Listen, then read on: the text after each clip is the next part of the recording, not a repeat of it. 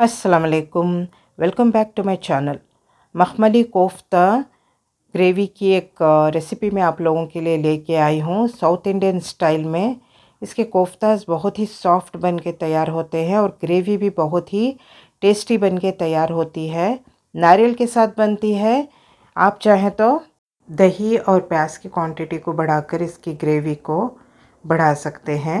कोशिश करें कि नारियल के साथ बनाएं। नारियल के साथ ये बहुत ही टेस्टी बनती है और इसकी ग्रेवी भी आप जितनी चाहे इसकी क्वांटिटी को ग्रेवी की बढ़ा सकते हैं। साउथ इंडियन कोफ्ता का अपना एक डिस्टिंक्ट अरोमा और एक डिस्टिंक्ट टेस्ट है और इसके बनाने का भी एक तरीक़ा थोड़ा सा डिफरेंट ही है।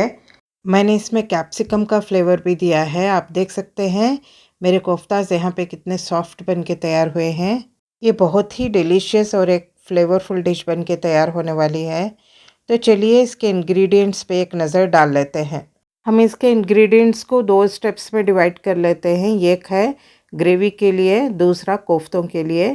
ग्रेवी के लिए है जिसमें अदरक लहसुन का पेस्ट, दही, 3 टमाटर, 2 अदद प्याज, एक बड़ी एक छोटी ली है मैंने, और नारियल को लिया है। आलू और कैप्सिकम को भी लिया है। फिर हाफ़ किलो मैंने मटन का यहाँ पे इस्तेमाल किया है कोफ्तों के लिए। जो बड़े साइज़ की प्याज थी उसको स्लाइसेस में काट के यहाँ पे मैंने फ्राई होने के लिए डाल दिया है। 100 ml तक मैंने यहाँ पे तेल लिया है, या फिर जिस स्पून से मैंने नाप के लिया है उससे भी डाल सकते हैं। तो जब प्याज गोल्डन ब्राउन हो जाएगी हम इसमें अदरक लहसुन के पेस्ट को शामिल कर लेंगे, जो है 2.5 टेबल स्पून मैंने अदरक लहसुन का पेस्ट का इस्तेमाल किया है। 1 table spoon garlic paste, 1.5 table spoon ginger paste. मसालों में 2 टीस्पून मिर्ची पाउडर, 1 टीस्पून कश्मीरी लाल मिर्च, 2 टीस्पून धनिया पाउडर, 1/4 टीस्पून हल्दी, 1 टीस्पून एवरेस्ट का चिकन मसाला, बिल्कुल ऑप्शनल है। 1/4 टीस्पून ये गरम मसाले का भी मैंने इसमें शामिल किया है। तो इन मसालों को हम अच्छे से भून लेंगे। थोड़ा सा भूनने के बाद एक और प्याज को जो हमने लिया था उसको ग्राइंड करके यहाँ पे शामिल करके उसको भी अच्छे से भून लेंगे। 2 टीस्पून नमक के मैंने इसमें शामिल किए हैं।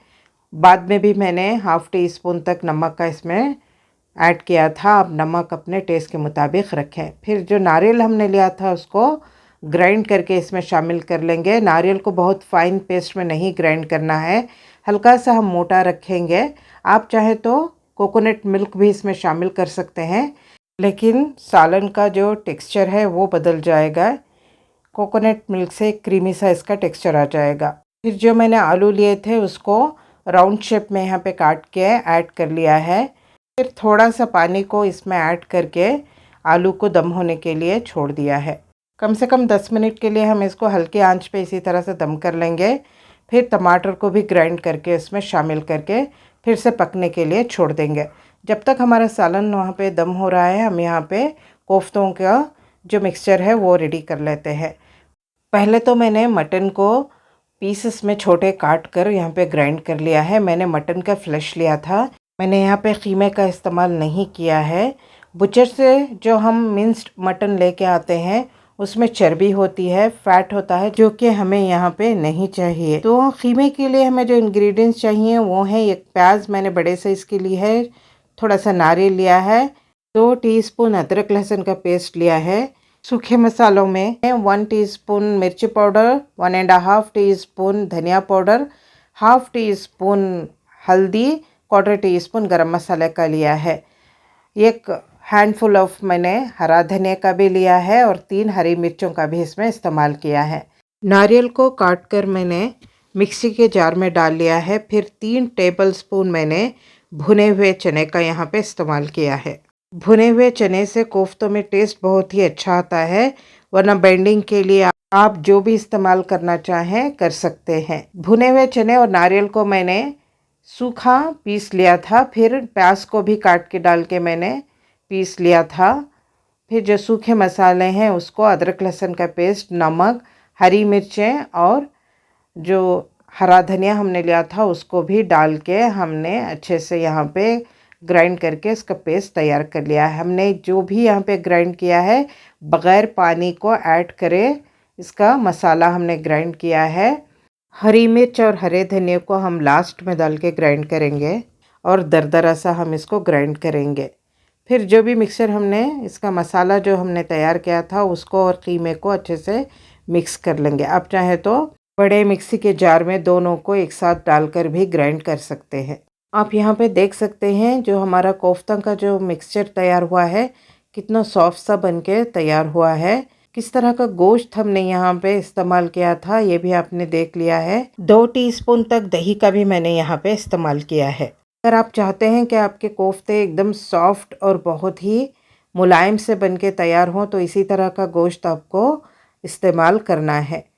फिर मैंने यहाँ पे जो हमने सालन को पकने के लिए छोड़ा था उसमें पानी को ऐड करके हमारी जितनी हमें सालन या ग्रेवी चाहिए थी उसको यहाँ पे एडजस्ट कर लिया है। 2.5 गिलास पानी का मैंने इसमें शामिल करके सालन को पकने के लिए रख दिया था। मीनवाइल हम यहाँ पे कोफ्ते तैयार कर लेंगे। जब तक हमारा सालन पक रहा है हम यहाँ पे कोफ्तों को तैयार कर लेंगे। आप जितने भी साइज़ के कोफ्ते बनाना चाहें बना लें। ये नॉर्मल साइज़ के कोफ्ते हैं जो मैं यहाँ पे बना रही हूँ। 1/2 किलो मटन से 27 कोफ्ताज यहाँ पे बनके तैयार हुए थे। हाई फ्लेम पे मैंने सालन को पकने के लिए रखा था। जब ये पकने लगे तब हम इसमें कोफ्तों को शामिल करके दम कर लेंगे। ढक के इसको कोफ्तों को भी साथ में दम कर लेंगे। 1.5 घंटा इसका कम से कम कुकिंग टाइम है। आप चाहें तो इसको प्रेशर कुक भी कर सकते हैं। देख सकते हैं आप मेरे यहाँ पे कोफ्ते कितने सॉफ्ट से बनके तैयार हुए हैं। कोफ्तों को कम से कम 15 मिनट तक हम अच्छे से हाई फ्लेम पे पका लेंगे।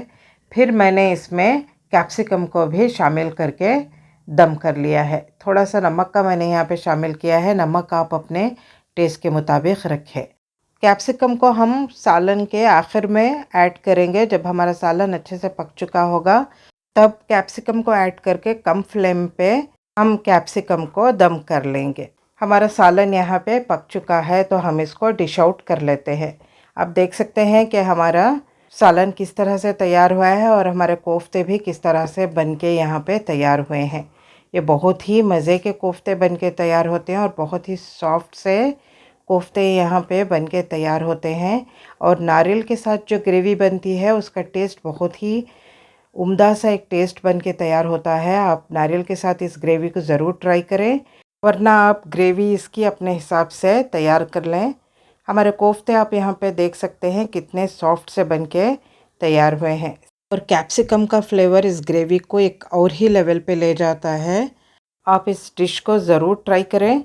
ये बहुत ही मज़े की डिश बन के तैयार होगी और कोफ्ते भी बहुत ही फ्लेवरफुल और बहुत ही टेस्टी बन के तैयार होते हैं। अगर आपको ये मेरी रेसिपी अच्छी लगी है तो इसे लाइक और शेयर कर दें। चैनल को सब्सक्राइब कर दें। कमेंट बॉक्स में कमेंट लाजमी करें। Thanks for watching. अल्लाह हाफिज़।